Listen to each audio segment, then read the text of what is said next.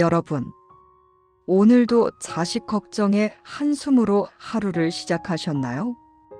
겉으로는 우리 자식들 그저 잘 살면 됐지라고 말씀하시지만 밤에 혼자 누우면 가슴 한구석이 뻥 뚫린 것처럼 허전하고 불안하실 겁니다. 어느 날 갑자기 자식이 찾아와 무릎을 굽히며 이렇게 말합니다. 아버지, 요즘 대출 이자가 감당이 안 돼요.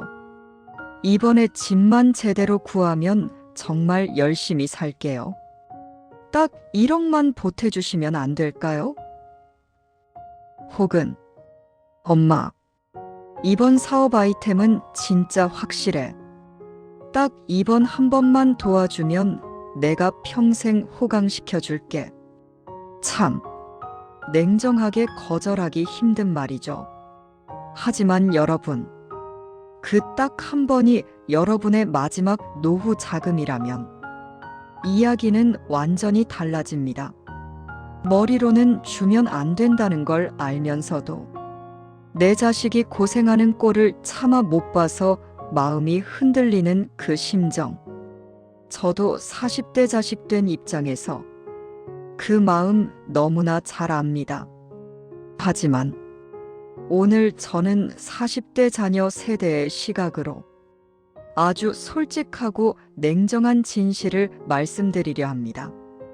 자식의 무리한 요구에 내 노후를 베팅했을 때 벌어지는 비극적인 사례들을 통해 왜 끝까지 돈을 쥐고 있어야 하는지, 그리고 자식의 기분을 상하게 하지 않으면서 현명하게 거절하는 법은 무엇인지 낱낱이 공개하겠습니다.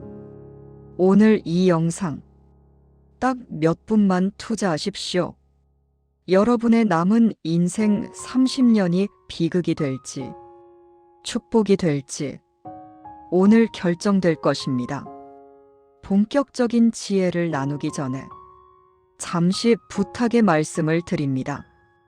인생 2막, 누구에게도 휘둘리지 않고 내 인생의 주인으로 당당하고 품격 있게 살고 싶은 분들이라면 지금 화면 아래에 구독과 좋아요를 한 번씩만 꼭 눌러주세요. 여러분이 눌러주시는 이 작은 클릭 하나가 제가 더 깊이 있는 인생의 통찰을 연구하고 여러분께 전달하는 데 정말 큰 힘이 됩니다. 특히 주변에 자식 문제로 소갈이하는 친구분이 있다면 이 영상을 꼭 공유해 주시기 바랍니다. 자, 누르셨나요? 그럼 이제 우리 부모님들이 왜 죽는 순간까지 재산권을 포기하면 안 되는지 그 첫 번째 가슴 아픈 사례부터 시작해 보겠습니다. 첫 번째로 소개해 드릴 분은 퇴직 후 연금으로 평온하게 지내시던 70대 박씨 아저씨의 실제 사례입니다. 어느 날 아들이 결혼 후 손주가 생기자 박씨 아저씨를 찾아왔습니다. 아버지, 애들 학군 좋은 곳으로 가야 하는데 대출이 안 나와요. 아버지 살고 계신 집 담보로 대출 좀 받아주시면 안 될까요? 이자는 제가 하늘이 두 쪽 나도 책임질게요. 아들의 간곡한 부탁에 박씨 아저씨는 결국 집을 담보로 2억 원을 대출받아 보태주었습니다. 처음 반년은 아들이 이자를 꼬박꼬박 냈습니다. 그런데 경기가 안 좋아지고 아들의 직장이 불안해지자 태도가 싹 바뀌었습니다. 아버지, 저 지금 죽을 맛이에요. 이번 달 이자는 아버지가 좀 내주세요. 나중에 다 갚을게요. 결국 박씨 아저씨의 소중한 연금은 아들 대출 이자로 다 나가기 시작했습니다. 본인은 아파도 병원비가 아까워 꼭 참는데 정작 자식은 평수를 넓힌 새 집에서 외식하며 SNS에 사진을 올립니다. 박씨 아저씨는 이제 아들의 전화 벨소리만 들어도 가슴이 철렁 내려앉습니다. 또 돈 달라는 소리일까봐 무서운 거죠. 여러분, 이게 현실입니다. 내 집 평수를 줄여서 자식 집을 넓혀주는 건 사랑이 아니라 나를 이자 감옥에 가두는 행위입니다. 자식은 부모의 희생을 당연하게 여기기 시작하면 더는 고마워하지 않습니다. 오히려 그때 더 안 해줘서 내가 이렇게 힘들다며 원망만 남게 되는 법입니다. 두 번째는 사업하는 아들을 둔 이씨 할머니의 사례입니다. 아들은 늘 엄마, 이번 계약만 터지면 엄마 호강시켜드릴게요라는 달콤한 말을 입에 달고 살았습니다. 할머니는 안쓰러운 아들 말을 반만 믿으면서도 평생 모은 쌈짓돈과 노후 자금 3억 원을 아들의 사업 자금으로 모두 쏟아부었습니다. 결과는 어땠을까요? 안타깝게도 사업은 결국 부도가 났고 아들은 빚더미에 앉았습니다. 그런데 진짜 비극은 돈을 잃은 게 아니었습니다. 돈을 잃고 나니 아들이 부모 얼굴 보는 게 괴롭고 죄송하다며 아예 연락을 끊고 잠적해버린 겁니다. 명절에도 전화 한 통 없습니다. 할머니는 빈 통장을 보며 우는 게 아니라 자식 얼굴을 못 봐서 매일 밤을 눈물로 지새웁니다. 40대 자식의 입장에서 냉정하게 말씀드릴까요? 자식에게 돈을 주는 건 때로 자식에게 도망갈 구실을 주는 것과 같습니다.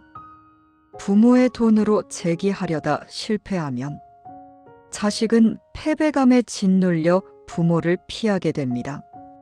그래서 저는 안개 전략을 다시 한번 강조합니다. 자식에게 내 재산의 바닥을 절대 보여주지 마세요. 나도 쓸 돈이 빠듯하다. 남은 건 사회에 환원할지도 모른다라고 하세요.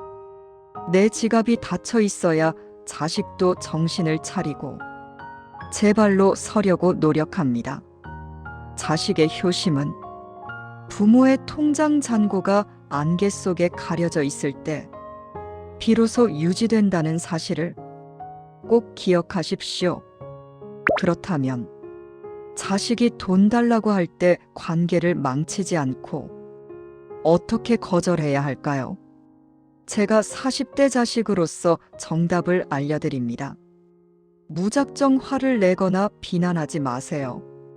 대신 이렇게 말씀해 보세요. 아들아, 딸아, 엄마 아빠도 너희 도와주고 싶어서 잠을 못 잤단다. 하지만 이 돈은 우리가 죽을 때까지 너희에게 손 벌리지 않고 당당하게 살기 위한 마지막 보루야. 우리가 이 돈을 잘 지키고 있어야 너희가 나중에 우리 병원비나 생활비 걱정 안 하고 내 인생 살 수 있단다. 그게 우리가 너희에게 줄 수 있는 가장 큰 사랑이야. 이렇게 너희를 위해서 거절한다는 명분을 주십시오. 자식도 성인입니다. 부모님이 무너지면 결국 자기 짐이 된다는 걸 본능적으로 압니다. 부모가 경제적으로 꼿꼿하게 서 있는 모습 자체가 자식에게는 가장 큰 안도감이자 존경의 대상이 됩니다. 돈 대신 따뜻한 밥 한 끼 차려주며 믿음을 주세요. 스스로 고난을 넘긴 자식만이 나중에 부모의 진짜 효자가 되는 법입니다. 정리하겠습니다. 자식의 돈 요구를 거절하는 것은 매정한 게 아니라 지혜로운 것입니다. 첫째, 부모가 경제적으로 바로 서야 자식과의 관계가 평등하고 당당해집니다. 둘째, 내 돈을 내가 쥐고 있어야 자식도 나를 궁금해하고 찾아옵니다. 셋째, 스스로 고난을 넘긴 자식만이 진짜 자기 인생의 주인이 되기 때문입니다. 여러분, 이제 자식 인생 대신 여러분의 인생 이막에 투자하십시오. 맛있는 것 드시고, 배우고 싶었던 노래도 배우고, 멋지게 꾸미고 사세요. 부모가 행복하게 사는 모습, 그게 자식에게 줄 수 있는 최고의 유산입니다. 오늘 이야기가 가슴에 와닿으셨다면 주변 친구분들께도 공유해 주세요. 저는 여러분이 자식에게 대접받으며 당당하게 사는 길을 안내하는 가이드로 남겠습니다. 지금까지 시청해 주셔서 감사합니다.